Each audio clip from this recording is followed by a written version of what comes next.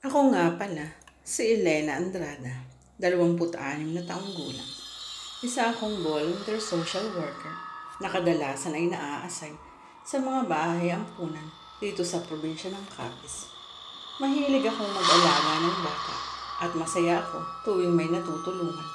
Akong paslit nangangailangan ng kalina. Isang araw, may itinong ka sa aking bagong assign. Isang lumang bahay ampunan sa isang liblib na bahay sa bayan ng Kulasi. Wala akong ideya kung anong klaseng lugar iyon. Sabi ng mga kasama ko sa opisina, konti na lang ang mga batang nandoon at halos wala nang bumibisita. Pagdating ko sa lugar, agad akong sinalubong ng malamig na hangin. Ang bahay ampunan ay napapalibutan ng matataas na puno ng akasya at nara. Parang laging makulong kahit terik ang araw. Yung mismong gusali, halatang luma na at may mga bitak sa pader. Pero maayos naman ang loob. Una kong nakilala ang tagapamahala, si Aling Bel. Matandang babae na may matalim na mga mata pero palangiti. Tila ba may bumabagabak sa kanya pero pilit niya itong tinatago sa mata. Pasensya ka na iha kung medyo luma na ang lugar namin. Pero ligtas at maayos pa naman ito, sabi niya habang iniikot ako sa loob. May 7 lang na bata sa bahay ang puno. Lahat sila ay tahimik, parang takot magsalita. Napansin ko rin na palaging magkakalapit sila. Ayaw mapahiwalay kahit sandali. Kinagabihan, habang nag-aayos ako ng kwarto ko sa second floor, narinig ko ang isang batang parang may binubulong sa isa't isa. Nang sumilip ako sa hallway, bigla silang natahimik. Kinabukasan, nilapitan ko si Chin, isa sa mga batang babae, na mukhang pinakapalagay sa akin. Chin, okay lang ba kayo dito? Tanong ko habang iniaabot ang prutas. Tumangulang siya, pero bago ako malis, bumulong siya sa akin. Ate, huwag kang lumabas ng kwarto mo pag alas 12 ng gabi, lalo na pag may kumakatok. Napalunok ako. Hindi ko alam kung biro lang ba yun o guni-guni ng bata. Pero habang tumatagal ako sa bahay na iyon, mas lalo kong napapansin ang mga kakaibang bagay. Parating may alingas na sa bubong tuwing hating gabi. May mga kamot sa bintana tuwing madaling araw. Minsan may malalalim na bakas ng paa sa pasilyo pero wala namang bisita. Isang linggo na ako sa bahay ampunan nang makaramdam ako ng matinding kaba. Bandang 1:00 ng madaling araw, may kumatok sa pintuan ko. Tok, tok, tok. Ate, tulungan mo kami. Boses iyon ng bata. Pero lang silipin ko sa pipol, wala namang tao sa labas. Kinabukasan, kinausap ko si Aling Bel. Aling Bel, may narinig po akong kumakatok kagabi. Bata ang boss, pero pag sumilip ako, wala naman. Biglang nag-ibang itsura niya. Napalunok siya at tiningnan ako ng seryoso. May mga bagay dito na mas mabuting huwag mo na lang alamin iha, sabi niya. Pero hindi ko kinaya. Gusto kong malaman ang totoo.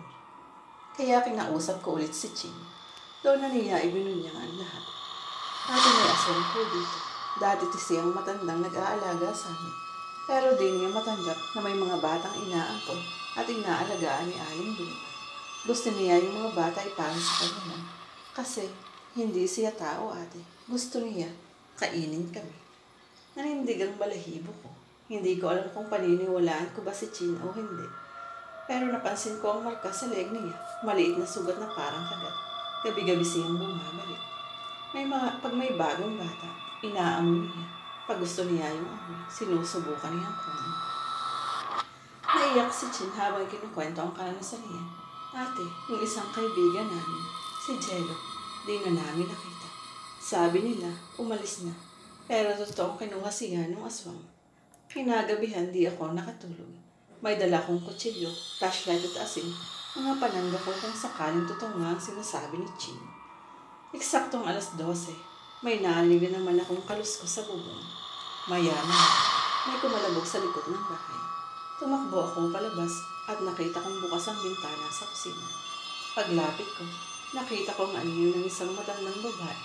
Nakalugay ang buhok, sobrang payat, pero mahaba ang kuko at nagliliyab ang mata. Tumakbo siya palapit sa akin, pero agad kong ibinuga ang asin at biniguhan siya ng ilaw mula sa flashlight.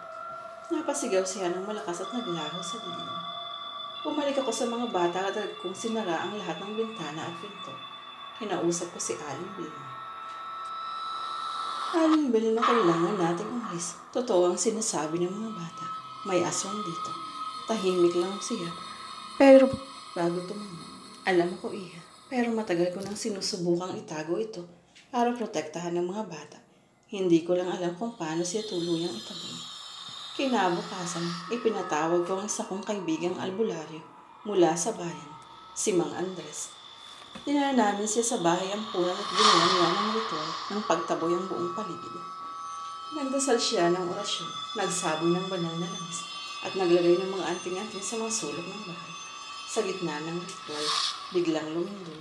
Pumutok ang isang bintana at may umalulong sa labas. Tunog na hindi hayop at hindi rin tao. Umalis kayo rito, mga pakialamero. Namilipit ang hangin at tumilapon ang isa sa mga kandila. Pero di natinag si Mang Andres. Sa ngalan ng Diyos na makapangyarihan, lumayas ka sa lugar na ito. Hindi ka na makakabalik dito. Sa huling salita niya, isang malaking anino ang lumabas mula sa silong ng bahay. Umungol ng malakas at parang usok na naglaho sa hangin. Pagkatapos ng gabing iyon, tumahimik na ang paligid. Wala nang kumakatok sa hating gabi.